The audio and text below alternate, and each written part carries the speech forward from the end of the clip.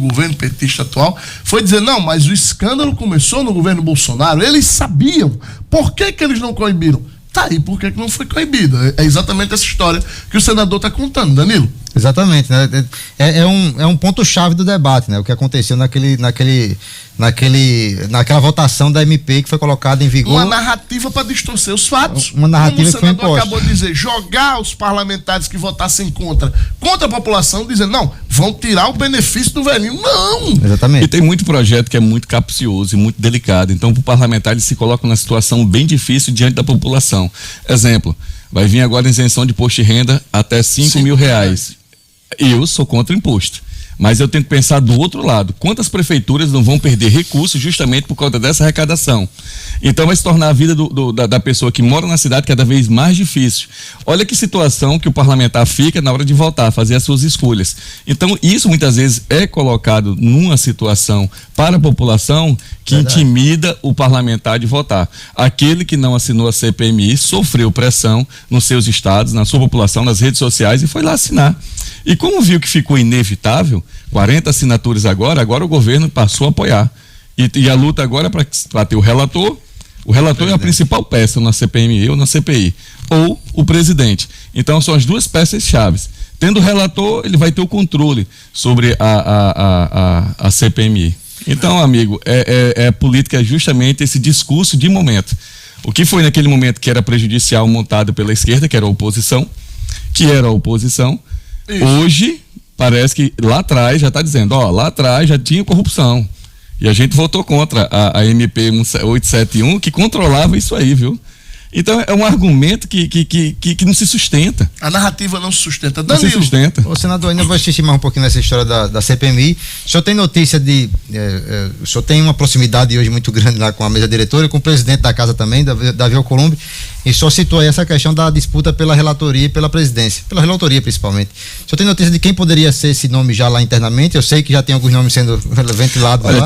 Tirando assim o parâmetro da CPI da Covid, de outras tão polêmicas, aquilo que não interessa muito ao governo ou ao presidente do Senado, que hoje eu posso dizer que é muito próximo a mim, entendeu? Vai à votação 2 senadores, lá eles vão selecionar, cada partido manda o seu representante, lá a gente vai fazer a votação, entendeu? Das escolhas. Normalmente vai ser alguém da esquerda e outra da direita, ou se for muito coerente, alguém de centro, que seria o mais equilibrado, entendeu? Mas hoje não dá para pensar quem é de centro hoje, né? Hoje está muito claro, todo mundo tem um lado muito delimitado, lado muito claro. E o senhor topa participar da CPMI? Vai ter interesse de participar? Sim, o PSDB vai indicar, toparia sim. Eu não fui para comissão de transparência, que eu sou titular pelo PSDB, pelo fato de estar distribuindo emendas, aí é outra emenda. A emenda que existe para mudar a Constituição, ou se não mudar um projeto de lei, ou mudar qualquer outra coisa que tramite de forma legislativa no Congresso, a emenda que eu estou tratando agora é dinheiro, é recurso.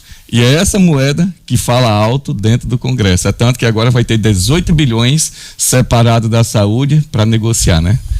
Ou seja... Ainda sobre essa questão da fraude, senador do INSS, no final do ano o senhor apresentou um projeto que na verdade inibiria várias fraudes no Brasil e já tinha uma estimativa, né, de uma porcentagem do quanto isso atingia o INSS e tinha outra estimativa também por parte da Polícia Federal, inclusive. Como é que tá esse projeto? Como é que a sua pergunta é espetacular, sabe por quê? Porque acho que dos 400 projetos de lei que eu apresentei até agora, desde quando entrei no Senado, sem falha nenhuma aqui de raciocínio, 50% é de controle, fiscalização, de transparência, de combate à corrupção. São projetos que não andam. Por quê? Por que será que não anda? Por que projetos como improbidade administrativa daquele parlamentar, ou daquele prefeito, ou daquele governador, principalmente do executivo, que pega uma emenda parlamentar de um opositor, ele não gasta, ele devolve, ele protela, ele faz tudo isso. É improbidade. Porque quem está perdendo é a pessoa. Eu tenho um dolo de atingir o parlamentar que enviou o recurso para construir um hospital, para construir uma estrada, para fazer aquilo. Mas quem está no governo vê que você, oposição ao governo, não vai fazer uso simplesmente porque picuinha política. Então projetos como esse que eu coloquei, que é improbidade administrativa porque a pessoa tem vontade, o gestor o prefeito ou o governador tem vontade de prejudicar o parlamentar por antipatia política, não passa. Porque não passa projetos como maior controle, redução de gastos, propostas como reforma administrativa, não anda, não tramita dentro do Congresso, porque são propostas antipáticas. São propostas que os parlamentares não olham para a população.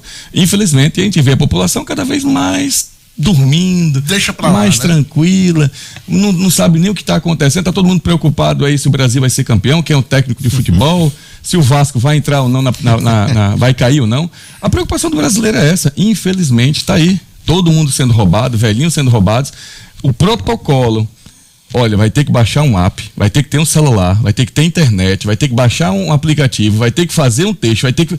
Olha a quantidade de coisas para um velhinho, um idoso que não tem prática em mexer em celular para fazer, para recuperar R$100, R$200, que faz muita diferença na conta dele.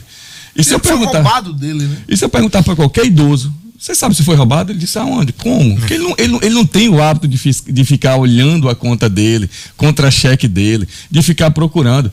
Esse número é muito maior do que a gente pensa. Esse número aí de 6 bilhões, isso aí, ó, é só quem denunciou. Fora as pessoas que estão me ouvindo, nem sabem que foram roubados. Senador, antes da gente entrar na política e Danilo vai entrar, eu quero falar na política do ano que vem. Eu não sei se eu expliquei bem para a Gerlane. Sim, sobre claro, a antipatia dos projetos de lei. Ficou claro. Entendeu? Para falar, antes da gente falar de 2026, eu queria... Só concluindo, Luciano, eu não ia nem dizer que um senador, que eu não vou dizer o nome, olhou para mim e disse assim, eu questionei porque não tinha relator de um projeto meu na CCJ. Ele disse, pô, Recife, esses projetos são ruins pra caralho. Desse jeito. O projeto desse tema que eu tô falando aqui. Ai, seria como se não fosse. É sinceridade. Eu tô falando, gente, é o bastidor. Rapaz. Um dia eu mostro isso pra vocês, que na minha sala tem câmera. Aí eu quando parei, eu fiquei olhando, sério que é muito ruim meu projeto? Ruim pra quem, né? Esse é o problema, né? Senador,